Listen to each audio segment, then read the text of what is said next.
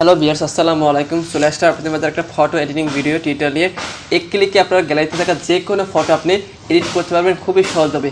তো কীভাবে এডিট করবে আজকে ভিডিওতে আপনাদেরকে শিখিয়ে দেবো। তো এই জন্য আমাদের ভিডিওটি সম্পূর্ণ দেখতে হবে, মনোযোগ সহকারে ভিডিওটি শুরু করার একটা হলে শামসুদ্দিন আহমেদ এই চ্যানেলকে যারা এখনো সাবস্ক্রাইব করেনি অবশ্যই চ্যানেলকে সাবস্ক্রাইব করে অলরেডি দেবে নিত্য নতুন ভিডিও পেতে। যারা অলরেডি চ্যানেলকে সাবস্ক্রাইব করেছে তাদেরকে অসংখ্য ধন্যবাদ। তো এক ক্লিকে ছবি এডিট করতে হলে আপনাকে অ্যান্ড্রয়েড ফোন একটা অ্যাপ্লিকেশনের প্রয়োজন হবে। তো অ্যাপ্লিকেশনটি কোথায় পাবেন আমি দেখিয়ে দেবো এবং কীভাবে এডিট করবে সেটা আপনাদেরকে দেখিয়ে দেবো। একদম ধৈর্য সহকারে ভিডিওটি দেখবেন।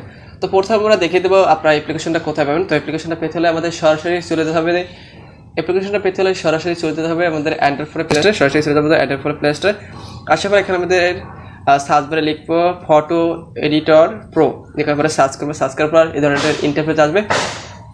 আসার পরে এখানে আমরা দেখতে পাচ্ছেন এই অ্যাপ্লিকেশনটা আমরা এখান থেকে ইনস্টল করে নেবো। ইনস্টল করার পর এখান থেকে আমরা ওপেন করার পর আপনাদের সামনে এই ধরনের একটা ইন্টারফেস আসবে। আসার পরে এখানে অজস্র ফ্রেম আছে। আপনি আপনার প্রথমত যে কোনো একটা ফ্রেম এখান থেকে সিলেক্ট করতে পারেন। পছন্দ একটা ফ্রেম সিলেক্ট করতে পারেন, অজস্র ফ্রেম আছে।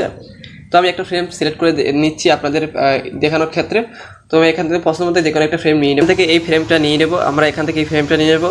তো সেই ফ্রেমের উপর ক্লিক করার পর আপনাদের সরাসরি নিয়ে যাবে গ্যালারিতে আসার পর আপনাদের যে ফটোটি এডিট করবেন সেই ফটোটি এখান থেকে বেছে নেবেন। তা আপনি একটা ফটো বেছে নিচ্ছি, তো আপনাদের ফটোটি বেছে নেবেন। আমি ফটোটি বেছে নিলাম। তো ফটোটির উপর ক্লিক করার পর আপনাদের সাথে কোনো ধরনের অ্যাড আসলে একটা আপনার এখান থেকে ক্লোজ করে দেবো। ক্লোজ করার পর আপনাদের ছবিটি স্ক্যান করবে।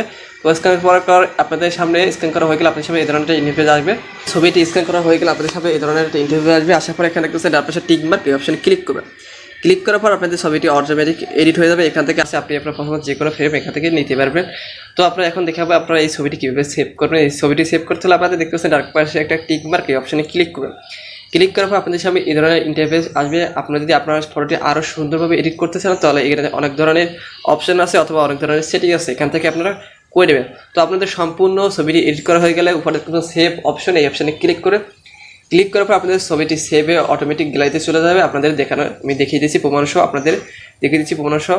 তো আমরা এখান থেকে সরাসরি চলে যাবো আমাদের গ্যালারিতে। আমি সরাসরি চলে যাচ্ছি আমাদের গ্যালারিতে। তো একটু ওয়েট করতে হবে।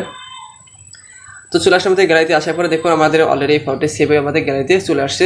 তো খুব সহজেই আপনি ফটোটি এডিট করতে পারবেন আপনাদের গ্যালারিতে যে কোনো ফটো। এর জন্য আপনাকে কোনো বড় ভাইয়ের কাছে আপনাকে যেতে হবে আপনি ফটোটি এডিট করতে হলে।